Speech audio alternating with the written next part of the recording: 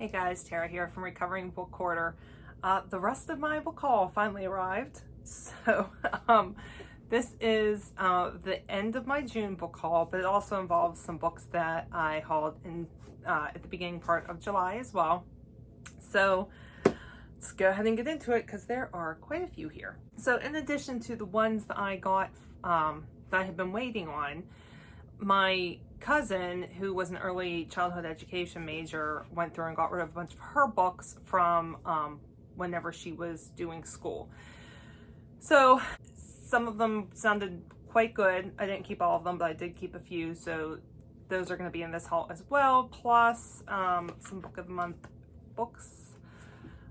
Rejoined this month and did not go with the options that were available because I knew of two other ones that had been past books that I wanted to pick up instead. So we'll get to those towards the end. So, all right, so book one is called Fire in the Ashes, and this is by Jonathan Kozol, 25 Years Among the Poorest Children in America. So he has gone into really poor areas in the country in order to follow children in those areas, and this is the follow-up to see what they've made of themselves. Did being poor affect them and prevent them from moving forward in a positive manner with their life? Were they able to overcome their struggles? That is what this book is about. Okay, then Other People's Children, Cultural Conflict in the Classroom by Lisa Delpit. It says, a new classic among educators, Other People's Children is a must-read for teachers, parents, and administrators striving to eradicate the prejudice and stereotypes that breed ineffective education. Okay, and then I think this is the last one. I believe this is the last one I got from her. I did get one more from her also, but it's totally different from any of these books. So this is called Grit, The Power of Passion and Perseverance by Angela Duckworth. And this one says, the book that started a worldwide conversation. In this must-read book for anyone striving to succeed, pioneering psychologist Angela Duckworth shows parents, students, educators, athletes, and business people, both seasoned and new, what the secret to outstanding achievement is not talent, but a special blend of passion and persistence she calls grit. So thought this would be interesting, and we'll give it a shot. All right, so the last one I got from her, this is actually The Weekend by Christopher Pike. It's been, oh my goodness, so many years since I've read the Christopher Pike book, but he was one of my absolute favorites whenever I was growing up, and so whenever I saw she had given this to me, I was kind of excited to revisit and see what I think about him as an adult now. Okay, now, the rest of the book. Okay, so we have You Can't Touch My Hair and Other Things I Still Have to Explain by Phoebe Robinson. This is a nonfiction book about being a Black woman in America and what Black women have to deal with on a day-to-day basis from other people, especially from white people. It says, being a Black woman in America means contending with old prejudices and fresh absurdities every day. Comedian Phoebe Robinson has experienced her fair share over the years. She's been unceremoniously relegated to the role of the Black friend, as if she is somehow the authority on all things racial. She's been questioned about her love of U2 and Billy Joel. Isn't that white people music? She's been called uppity for having an opinion in the workplace. She's been followed around stores by security guards. And yes, people do ask her whether they can touch her hair all the time. Now she's ready to take these topics to the page, and she's going to make you laugh as she's doing it. So I just think that this sounds like a fun book, but she's a comedian, and so I'm sure she's going to put a just an awesome awesome spin on it and help me learn while I'm laughing.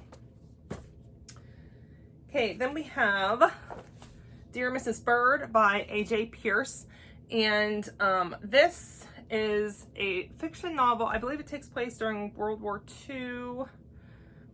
Yeah, a young woman in 1940s London who longs to be a war correspondent inadvertently becomes a secret advice columnist. So it sounds really cute. It says, a delightful read, funny and poignant about the strength of women and the importance of friendship. I think it sounds like a good, fun read.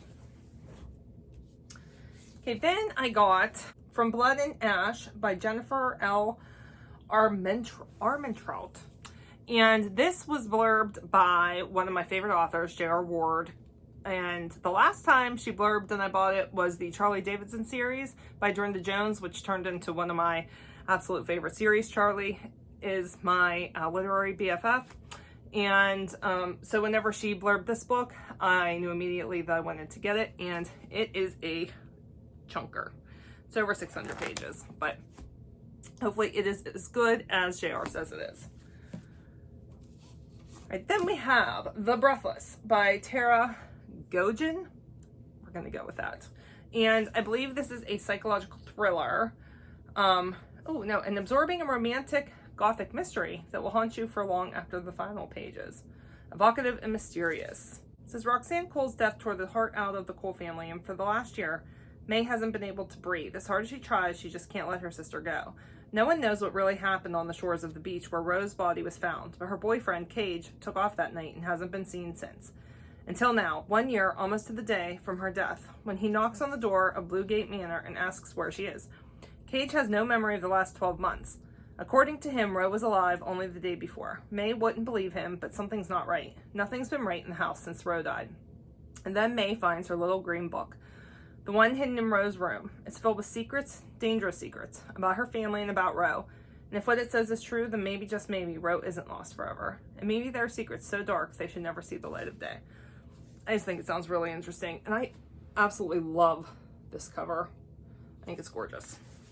All right, then we have The Lady Rogue by Jen Bennett. This says, the ring of Vlad the Impaler was itself a legend, but the man who wore it was even more so.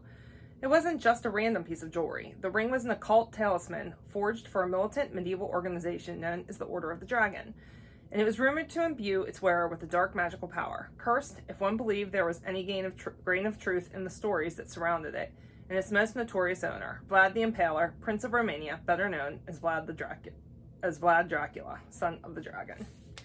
Sounds fun. I really like vampire stuff, and sounds like a twist on the Dracula books. Sorcery of Thorns by Margaret Rogerson. All sorcerers are evil. Elizabeth has known that as long as she has known anything. Raised as a great foundling in one of Ostermere's great libraries, Elizabeth has grown up among the tools of sorcery, magical grimoires that whisper on the shelves and rattle beneath iron chains. If provoked, they transform into grotesque monsters of ink and leather. She hopes to become a warden, charged with protecting the kingdom for their power. And then there's some sabotage, and there's a boy, because there's always some kind of love interest. So I've been meaning to get my hands on this for a while, and finally picked it up. All right, then I have Melamander by Thomas Taylor. I believe that I saw this talked about for the first time over at Gav's page at How to Train Your Gavin. And I think this, I'm trying to think, I believe this was the group read for a read along, I think is, I believe I remember him talking about it. It is middle grade. It says, a magical blend of oddball folklore and humor. I'm already dreaming of my next visit to Erie on Sea. So, and this is book 1 in the Legends of Erie on Sea series. So we'll see. It sounded really good whenever he talked about it, and always looking for a really good middle grade read. I picked up a classic. I got Wuthering Heights by Emily Bronte, and I'm trying to read a bunch of classics. I have a bunch on my shelf, and I can't say I'm going through them super quickly, but this has been on my list of wanting to read for many, many years now, and this was a really pretty copy, so went ahead and picked this up. And then I got book 2 to the Candy Makers. This is Candy Makers and the Great Chocolate Chase. I read book 1 for Believe-a-thon 2, and I absolutely loved it. That was a 5-star read. Love the characters, love the setting, and so excited that there is a second book. And then we got Slay by Brittany Morris, and I've heard this talked about as being similar to Ready Player One, which is one of my absolute favorite books, which I gotta say, I just discovered that Ready Player Two is coming out in November. I had absolutely no idea. I've not heard anybody talk about that. But I am going to be getting that as soon as it comes out. And that one's coming out in hardcover too. So I'm really hoping they're going to do a re-release of Ready Player One in hardback also, because I don't want just one in hardback. I need them both in hardback. So anyway, okay. So this is like, if you liked Ready Player One, you're going to like Slay. And so it is about a black gamer who, she's not just a gamer, she develops games, I believe. It says, black gamers go through this every day. I remind myself it's just part of gaming while black. Racism crops up in so many places. I should be used to it by now, but I shouldn't have to be. Not here, not in Slay. I'm here to defend the right to safety, to defend this space. I am a queen, and this is my game. So I believe, if I'm correct, the main character developed the game Slay, and it takes place within that virtual world. So we'll see. I'm really excited about this one. Okay, then I got Blended by Sharon Draper. And this is the story of a girl who is mixed race. 11-year-old Isabella, whose father is black and mother is white, is used to these kinds of comments. You're so exotic. You look so unusual, but what are you really? But it doesn't mean she likes them. And now that her parents are divorced and getting along worse than ever, Isabella feels like a push-me, pull-me toy. Being split between mom and dad is more than switching houses, switching nicknames, switching backpacks. It's switching identities. If you're only seen as half of this and half of that, how can you ever feel whole? It just sounds really good. Okay, then I got Cold Case Christianity by J. Warner Wallace. This is a homicide detective investigates the claims of the gospel. And this has excellent reviews, like solid 5-star reviews. So this sounds really, really good. It says, Jim Wallace was an angry atheist for many years. Today he is one of the most thoughtful and winsome apologetics for the gospel I know. Cold Case Christianity is packed with insights to share with skeptics and will give you the confidence to share them. So it's blurb by Dr. Rick Warren, who wrote The Purpose-Driven Life, which is a book that I have also read. And yeah, always up for a really good apologetics book. Okay, then I got Archaeology in the New Testament, and this is actually a textbook. And gotta say, if it was up to me, I would be a forever student because I love to read and I love to learn. But I don't like doing the work, and I don't want to pay to get another degree at this point because I already have one master's degree and I have a really good interest rate on my student loans, so I don't want to mess that up. But it is really nice that you can essentially do all of the reading that would be the equivalent of getting another degree anyway. So I did pick up this textbook. There's also an archaeology in the Old Testament that I want to get as well, but it goes through all of the archaeological finds that have been related to New Testament that support what is written in the New Testament. So really, really looking forward to this. All right, then we have my book of the month books, and might as well just call these two BookTube Made Me Do It, because BookTube is the one that made me do it. So Beach Read by Emily Henry. I don't believe I actually need to say what this is about because I have not seen any booktubers that haven't discussed this book, and it is getting just wonderful reviews. Really, really, really excited to read this, and I'm probably going to add this to my TBR next month because I want to read it in the summer. So anyway, yeah, Beach Read. And then my last book of this haul is One to Watch by Kate Stamen Landon. And this, from what I understand, this is about a girl that's plus size who works on a reality TV show that's similar to The Bachelor. And she gets approached to become the next Bachelorette.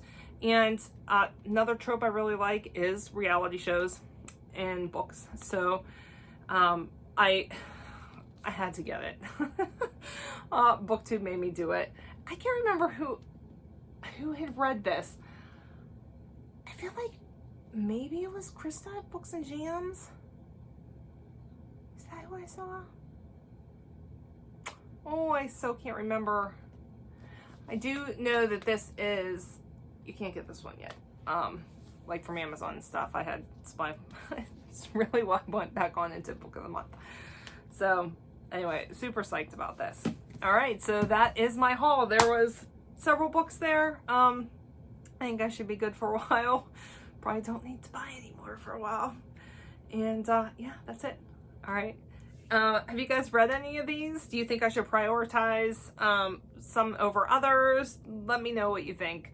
Would love to interact with you guys in the comments. If you like what you see, go ahead and give me a thumbs up. And don't forget to subscribe. Talk to you guys later. Bye.